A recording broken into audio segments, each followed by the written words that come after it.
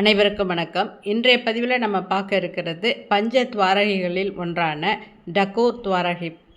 இது குஜராத் மாநிலத்தில் கெடா மாவட்டத்தில் அமைந்திருக்கின்றது. அகமதாபாத்திலிருந்து சுமார் 90 கிலோமீட்டர் தொலைவில் உள்ளது. இங்கு எழுந்தருளியுள்ள கிருஷ்ணனுக்கு பெயர் ராஞ்சோத் ராய். ராஞ்சோத் ராய் என்றால் போர்க்களத்தை விட்டு வெளியேறிய ராஜாவை குறிக்கும். யாதவர்களின் பாதுகாப்பிற்காக கிருஷ்ணர் ஜராசந்தனுடன் போரிடாமல் புறமுதுகிட்டு மதுராவை விட்டு வெளியேறி துவாரகையை தனது வீடாக மாற்றிக்கொண்டார். ராஜோத் என்றால் போர்க்களத்தை விட்டு வெளியேறி என்றும், ராய் என்றால் ராஜா என்றும் பொருள். எனவே அவருக்கு ராஞ்சோத் ராய் என்று பெயர் ஏற்பட்டது. கிருஷ்ணர் இவ்வாறு துவாரகையை தனது இல்லமாகவும் ராஜ்யமாகவும் ஆக்கி அரசாட்சி செய்து வந்தார். அவர் மறைந்த பிறகு அவரது நினைவாக ஒரு கோவில் கட்டப்பட்டது. மேலும் இங்கு கிருஷ்ணரின் சிலையும் நிறுவப்பட்டது. அந்த காலத்தில் டகோரின் ராஜபுத்திரராக விஜயானந்த் போதனா இருந்தார். யார் இந்த விஜயானந்த் போதனா? ஒரு சமயம் கோகுலத்தில் கிருஷ்ணனின் விளையாட்டுத் தோழனாக விளங்கியவர் விஜயானந்த். ஒரு ஹோலி திருநாள் அன்று கோகுலவாசிகள் அனைவரும் திருவிழாவை கொண்டாடினார்கள். தங்களுடன் விழாவில் கலந்து கொண்டன கிருஷ்ணனை அனைவரும் தொழுதார்கள். ஆனால் விஜயானந்த் போயும் தோழனை தொழுவதா என்று எண்ணி தனது வீட்டிலேயே இருந்து விட்டான். அடுத்த நாள் வண்ணங்களை வாரி இறைத்து விளையாடும் வண்ண ரகளை தினம். அன்றைக்கு வர்ணப்பொடியிலிருந்து தன்னை காத்து கொள்ள ஓடிய கண்ணன் நதியினில் குதித்தான். விஜயானந்தனும் நண்பனை தொடர்ந்து நதியினில் இறங்கினான். நதியினில் யாரும் காண முடியாத ஓரிடத்தில் கிருஷ்ணன் விஜயானந்துக்கு தனது விஸ்வரூபத்தை காட்டினான். அதனை கண்ட விஜயானந்த் கண்ணனின் கால்களில் விழுந்தான். தனது கர்வத்துக்கு மன்னிப்பு கேட்டான். கூடவே தனக்கு அப்போதே முக்தி அளிக்குமாறு வேண்டினான். விஜயானந்த் கலியுகத்தில் விஜயானந்த் போதனா என்னும் பெயருடன் பிறப்பான் என்றும், அப்போது அவனுக்கு மறுபடியும் காட்சி கொடுத்து முக்தி அளிப்பதாகவும் கண்ணன் வாக்கு கொடுக்கின்றான். இது இவ்வாறு இருக்க, இடும மரங்கள் அடர்ந்த காடு ஒன்றில் டாங்க் என்னும் முனிவர் ஒருவர் ஆசிரமம் அமைத்து பரமசிவனை குறித்து தவம் புரிந்து கொண்டிருந்தார். அவர் தவத்தினால் அகமகிழ்ந்து அவர் முன் சிவன் தோன்றினார். முனிவர் தன் ஆசிரமத்திலேயே சிவன் அனுதினமும் உரைய வேண்டும் என்று வேண்டுகோள் விடுத்தார். பரமனும் டாங்தோர் மகாதேவர் என்ற திருநாமத்துடன் சிவன் லிங்க வடிவில் எழுந்தருளினார். அதனால் அந்த தலம் அந்த நாட்களில் டாங்பூர் என்று வழங்கப்பட்டு கொண்டிருந்தது. குருஷேத்திர போருக்கு பின்னர் கிருஷ்ணரும் பீமரும் அர்ஜுனனின் பேரனும் அபிமன்யுன் புதல்வனுமான பரீட்சித்தின் உபநயன திருவிழாவில் கலந்து கொள்வதற்காக டாங்பூர் வழியாக சென்று கொண்டிருந்தார்கள். அந்த சமயம் பீமனுக்கு தாகம் எடுத்தது. உடன் வந்த கிருஷ்ணன் டாங்க் மகரிஷின் ஆசிரமத்தின் அருகே இருந்த ஒரு குட்டையை சுட்டி காட்டினான். இருவரும் குட்டை நீரை பருகி தாகத்தை தணித்து கொண்டனர். குட்டை பெரியதாக இருந்தால் ஆரண்யத்து விலங்குகள் அனைத்தும் அதனை அண்டி தாகத்தை தணித்து கொள்ள கூடுமே என்று எண்ணிய பீமன் அதனை ஒரு பெரும் குளமாக மாற்றினான். 572 ஏக்கர் பரப்பளவு கொண்ட அந்த குளமே இன்று ரஞ்சோத் ராயின் ஆலயத்துக்கு எதிரில் உள்ள கோமதி குளம். இதன் நீர் மனித எலும்புகளையும் கரைக்கும் அளவுக்கு சக்தி படைத்தது. கிருஷ்ணரும் பீமரும் டாங்க் மகரிஷியை சந்தித்தனர். டாங்க் மகரிஷியும் தன்னுடன் வந்து உறையும் சிவனைப் போலவே கிருஷ்ணனும் அங்கேயே இருக்க வேண்டும் என்று வேண்டுகோள் விடுத்தார். கலியுகத்தில் தான் வந்து அங்கே இருப்பதாக கிருஷ்ணரும் அவருக்கு வாக்களித்தான். கலியுகம் அந்த டாங்பூர் டாகோர் என்ற பெயர் மாற்றம் பெற்றிருந்தது. அந்த ஊரில் ஒரு ராஜபுதன குடும்பத்தில் விஜயானந்த் போதனா என்னும் ஒரு சத்திரியன் தனது துணைவி கங்காபாயுடன் எளிமையான வாழ்க்கை வாழ்ந்து வந்தார். கண்ணன் மீது தீராத பக்தி கொண்டிருந்தார். ஒரு மண் பானையில் துளசி செடி ஒன்றை வளர்த்தார். துளசி செடி வளர்ந்த பானையை உள்ளங்கையில் ஏந்தி கொண்டு டாகோரில் இருந்து 565 கிலோமீட்டர் தொலைவில் இருக்கும் துவாரகைக்கு 6 மாதங்களுக்கு ஒரு முறை யாத்திரை சென்று வருவார். துவாரகையில் துளசி இலைகளை கொண்டு அவர் கண்ணனை ஆராதித்துவிட்டு உளம் நிறைய மகிழ்ச்சியுடன் ஊர் திரும்புவார். 72 வயது ஆகும் வரை இதுபோலவே துவாரகை யாத்திரை மேற்கொண்டு யாதவ குலத்தோன்றலை தரிசித்து கொண்டிருந்தார். வயதாக ஆக உடல் தளர்ந்தது.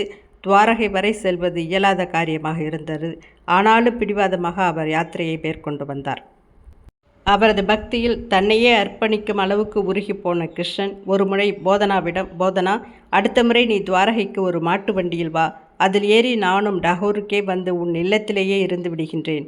அனுதினமும் நீ என்னை தரிசித்த வண்ணம் இருக்கலாம் என்று கூறினான். அதேபோல் அடுத்த துவாரகை யாத்திரையின் போது போதனா மாட்டு வண்டியுடன் துவாரகை அடைந்தார். அங்கே வழி வழியாக கிருஷ்ணனை ஆராதித்து கொண்டிருந்த அர்ச்சகர்கள் மாட்டு வண்டியுடன் அவர் வந்திருப்பதற்கு காரணம் என்று கேட்டார்கள். போதனாவும் கிருஷ்ணனை தன்னுடன் அழைத்துச் செல்லத்தான் மாட்டு வண்டியை கொண்டு இருப்பதாக சொன்னான். அர்ச்சகர்கள் அவர் கூற்றை நம்பவில்லை. இருந்தாலும் விபரீதம் எதுவும் விளைந்துவிடக்கூடாது என்று கண்ணனின் கருவறையை பூட்டிவிட்டார்கள். நள்ளிரவில் கண்ணன் கதவுகளை உடைத்து திறந்து கொண்டு வந்து வண்டியில் ஏறி அமர்ந்து உறங்கிக் கொண்டிருந்த போதனாவை எழுப்பினான். வண்டியை விரைவாக டாகூருக்கு ஓட்டும்படி உரைத்தான். போதனா வண்டியை செலுத்தத் தொடங்கினார். களைத்திருந்த போதனாவை சற்று கண்ணையறச் சொல்லிவிட்டு கிருஷ்ணனே வண்டியை ஓட்டத் தொடங்கினான். அவர்கள் டாகூரை அடைந்தார்கள். இங்கே துவாரகையில் அர்ச்சகர்கள் கருவறையில் கண்ணன் இல்லாததை கண்டார்கள். அப்போதுதான் அவர்களுக்கு போதனா என்ற பெயருடைய கிழவன் தான் சொன்னது போலவே கிருஷ்ண விக்கிரகத்தை திருடி எடுத்துச் சென்று விட்டார் என்று புரிந்தது. மண்வெட்டி, கடப்பாறை, தடி என்று கைக்கு கிடைத்த ஆயுதங்களெல்லாம் எடுத்துக்கொண்டு அடி, பிடி, குத்து, வெட்டு என்று வன்முறை கூச்சல்களுடன் குதிரைகளிலும் வண்டிகளிலும் ஏறி போதனா சென்றடைந்த டாகூரை வந்தடைந்தார்கள். போதனால் தனக்கு பின்னால் தொடர்ந்து புழுதி பறக்க கூச்சலும் ஆர்ப்பாட்டமுமாக வந்த அர்ச்சகர்களை பார்த்து அச்சம் கொண்டார். திகிலின் உச்சத்தில் செய்வதறியாது திகைத்து போனார். கிருஷ்ணர் போதனாவிடம் அச்சப்பட வேண்டாம் என்று ஆறுதல் கூறினார். தன்னை கோமதி குளத்தில் ஒளித்து வைக்குமாறு தெரிவித்தார். போதனார் கிருஷ்ண விக்கிரகத்தை குளத்தில் ஒளித்து வைத்தார். பின் தயிர் ததும்பும் ஒரு பானையை கையில் ஏந்தி சென்று அர்ச்சகர்களை எதிர்கொண்டார். உபச்சார வார்த்தைகளுடன் ஒவ்வொருவரையும் வரவேற்றார். ஆனால் கோபமுற்ற அர்ச்சகர்கள் ஒருவன் ஈட்டி ஒன்றை போதனாவை நோக்கி எறிந்தான். போதனாவை ஈட்டி தாக்கியது. அவர் அப்படியே மண்ணில் சரிந்து விழுந்து மண்ணுலக வாழ்வை துறந்தார். அவரது உயிர் உடலை விட்டு பிரிந்த அந்த கணத்திலேயே முகுந்தன் அவருக்கு மோட்சத்தை அருளிவிட்டான். அப்பொழுது அங்கே ஓர் அதிசயம் நிகழ்ந்தது. போதனாவை தாக்கிய ஈட்டி முனை குளத்தில் ஒளித்து வைக்கப்பட்டிருந்த கிருஷ்ண விக்கிரகத்தையே தாக்கிவிட்டது போல் நீரில் அமிழ்ந்து கிடந்த கிருஷ்ண விக்கிரகத்திலிருந்து உதிரம் பெருகியது. குளத்து நீர் சிவப்பானது. துவாரகை அர்ச்சகர்கள் குளத்தில் குதித்து தேடி கிருஷ்ண விக்கிரகத்தை மேலே கொண்டு வந்தனர். போதனாவின் மரணம் அவர்களை அணுவளவும் அசைக்கவில்லை. கிருஷ்ணர் தங்களுடன் துவாரகைக்கு திரும்பும் வரையிலும் உண்ணாவிரதம் இருக்கப் போவதாக உரைத்துவிட்டு குளக்கரையிலேயே அமர்ந்து விட்டார்கள். போதனாவுடன் டாகூருக்கு வந்து சேர்கிறேன் என்று புறப்பட்டு வந்த கிருஷ்ணரின் பாடு தர்ம சங்கடமாகிவிட்டது. அவர் போதனாவின் மனைவியிடம் தன் எடைக்கு ஈடாக தங்கம் அளிக்கும்படியும் அதனை ஏற்றுக்கொண்டு அர்ச்சகர்கள் துவாரைக்கு திரும்பிவிடார்கள் என்றும் கூறினார். அர்ச்சகர்களும் இந்த ஏற்பாட்டுக்கு அரை மனதுடன் ஒத்துக்கொண்டனர். ஏழை விதவியான கங்காபாயிடம் கிருஷ்ண விக்கிரகத்தின் எடைக்கு எடை ஏது தங்கம்? கணவனை பறிகொடுத்த துக்கத்தில் இருந்த அந்த காரிகை கிருஷ்ணரின் வற்புறுத்தலால் தன் ஒரே சொத்தான 1/2 கிராம் தங்க மூக்குத்தியை கழற்றி தராசினில் வைத்தால் அதிசயத்திலும் அதிசயமாக தராசுகளின் இரு தட்டுகளும் சமமாக நின்றனர். கிருஷ்ணர் தன் விக்கிரகத்தின் எடையை அந்த மூக்குத்தியின் எடையளவு இருக்குமாறு அவ்வளவு லேசானதாக மாற்றிக்கொண்டார். அர்ச்சகர்களோ ஏமாற்றமடைந்தார்கள். அவர்கள் முரண்டு பிடித்தார்கள். கண்ணனிடம் தங்களுக்கு ஒரு தீர்வு சொல்லும்படி வேண்டிக் கொண்டார்கள். கிருஷ்ணரும் அவர்களிடம் துவாரகையில் இருக்கும் சேவார்த்தன் தீர்த்தத்தில் 6 மாதம் கழித்து தேடினால் இதேபோல் இதே அளவில் விக்கிரக உருவில் அவர்களுக்கு தான் கிடைப்பதாக வாக்களித்தார். அர்ச்சகர்கள் ஊர் திரும்பினார்கள். 6 மாதம் வரை காத்திருக்கும் பொறுமை இல்லாமல் 1 மாதம் முன்பாகவே சேவார்த்தன் குளத்தில் இறங்கி தேட அவர்களுக்கு ஒரு விக்கிரம் கிடைத்தது. ஆனால் அது முன்பு இருந்த விக்கிரகத்தை விடவும் அளவில் சற்று சிறியதாக இருந்தது. இங்கே கோமதி குளத்தில் இருந்த கிருஷ்ண விக்கிரகம் விஜயானந்த் போதனாவின் இல்லத்துக்கு எடுத்து செல்லப்பட்டு அங்கே 350 ஆண்டுகள் இருந்தது. அதன்பின் அந்த இல்லத்துக்கு அருகிலேயே இருக்கும் அன்னை லட்சுமி ஆலயத்தில் 250 ஆண்டுகள் இருந்தது. கிபி 1770 மகாராஷ்டிராவைச் சேர்ந்த கோபால்ராவ் ஜெகநாத் என்னும் அந்தனர் ஒருவரின் கனவில் கிருஷ்ணன் தோன்றி தனக்கு ஒரு ஆலயம் கட்டி அதில் தன்னை பிரதிஷ்டை செய்யுமாறு கூறினான். அவ்வாறே ஆலயம் கட்டி 1772 ஆண்டு இதில் கிருஷ்ணனை பிரதிஷ்டை செய்தார். ஆலயத்திற்கு மெயின் ரோட்டில் இருந்து ஆட்டோவில் தான் செல்ல வேண்டும். பேருந்து செல்லும் அளவிற்கு அகலமான சாலைகள் எதுவும் இல்லை. கோவிலின் அருகிலேயே இருபுறமும் ஏராளமான கடைகள் இருக்கின்றது. அழகான கிருஷ்ண விக்கிரகங்களும் புகைப்படங்களும் குறைவான விலைக்கே கிடைக்கின்றது. கோவிலுக்கு அருகிலேயே மகாலட்சுமிக்கென்று பிரத்யேகமாக தனி ஆலயமும் அமைக்கப்பட்டிருக்கின்றது. குறுகலான சாலையில் சிறு ஆட்டோக்கள் கூட செல்ல முடியாமல் இருக்கின்றது. நாம் கொஞ்சம் தூரம் நடந்து போய் தான் கோயிலை அடைய முடியும். 170 சதுர அடி பரப்பில் கட்டப்பட்டுள்ள ஆலயம் 8 கோள வடிவ கூரைகளுடன் 24 கூம்பு சிகரங்களுடன் கம்பீரமாக காட்சியளிக்கிறது.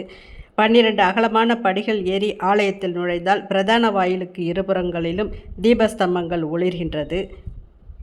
விசாலமான பிரகாரத்தின் துவக்கத்தில் கோள வடிவ கூரையுடன் ஒரு முகமண்டபம். இதன் விதானத்திலும் தூண்களிலும் சுவர்களிலும் கிருஷ்ணனின் நிலைகள் ஓவியங்களாக வரையப்பட்டிருக்கின்றது. நேரே கருவறை.